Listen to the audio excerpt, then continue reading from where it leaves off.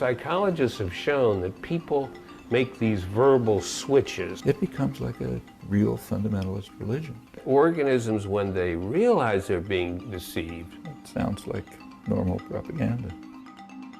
Language, to me, greatly increases the opportunity for deception in our lineage, misinformation, and it greatly increases the opportunities for self-deception as well.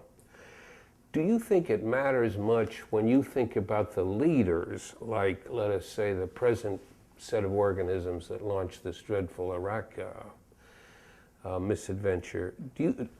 When you're thinking about things like that, how important to you is it their level of self-deception? We know they launched the whole thing in a swarm of lies. The evidence for that's too overwhelming to even need to be referred to now. My view is that the deception entrains self-deception very easily. Yeah, I agree. I'm not sure they launched it with lies. Go ahead. I mean, it's perfectly possible they believed it. Yes. It's, I mean, in fact, if you look, we don't have a detailed record, but from the record we have, it looks as if they were kind of cherry-picking. They had a goal, yes. You know, and then they sort of cherry-picked intelligence and coerced intelligence, yes, to yield evidence that would contribute to that goal. yes. And anything that conflicted with it just was tossed out, or in fact the people were tossed out. It's so automatic.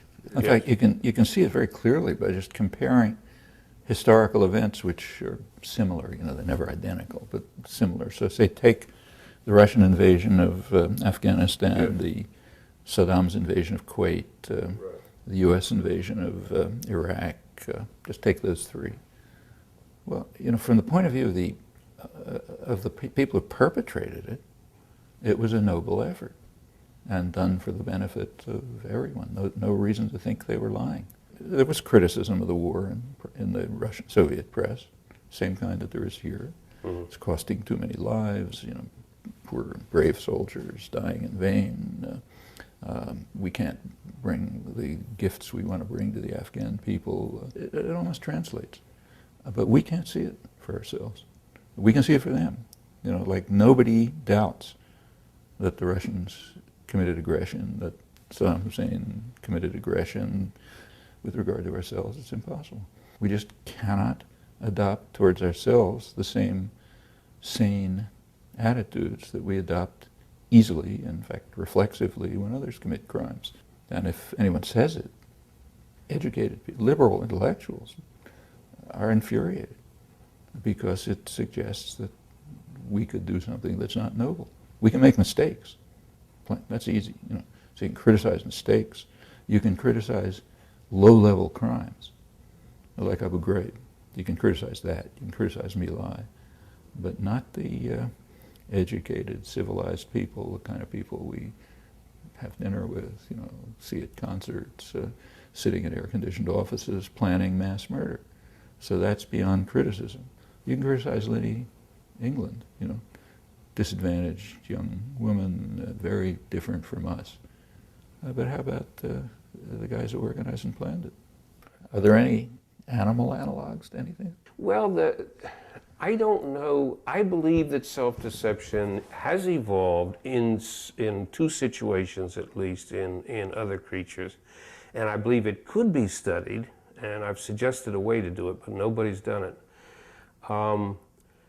When you are making an evaluation of another animal in a combat situation, let's say male-male conflict, the other organism's sense of self-confidence is a relevant factor in your evaluation. And that's shown by its behavior, you mean? Yes, exactly. So, you know, and so gorilla beating it, thumping its chest. And all that kind of yes, and suppressing signs of fear and not giving away, so forth. So you can imagine selection for overconfidence, selection for suppressing... For showing overconfidence, even if it's not real. You mean. Exactly. Yeah. Likewise in situations of courtship, where females are evaluating males. And again, the organism's sense of self is a relevant parameter. We all know that people that have a low opinion of themselves, that's a sexual and romantic turnoff right there. So again, you can have selection without language, it seems to me, for biased kinds of information flow within the organism to keep up a false front And that's not necessarily, it may be that the animal that's putting up a false front knows it's a false front. Indeed, but it may benefit from not knowing it. Yeah. It may act more Because it's easier to do it. easier to do it and perhaps more convincing because you're not giving away evidence. Secondary signs. Exactly, secondary signs. To give you just one line of work there that is of some interest. Repeatedly what we find now in wasps, in birds, and in monkeys, that organisms, when they realize they're being deceived, get pissed off, forgive my English.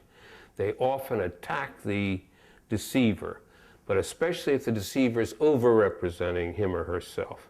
If you're underrepresenting and showing yourself as having less dominance than you really have or whatnot, no, you're not. And the ones that attack you are precisely those whose dominant status you are attempting to expropriate or mimic. There's even a name for that in the international affairs literature. It's called maintaining credibility. So you have to carry out violent acts to maintain credibility, even if the issue is insignificant. Right, right. And that's a Kind of like the rationale mafia. for... It's kind of like the mafia. Yeah, indeed. Some people lie about this, that, and the other. Other people lie about one another.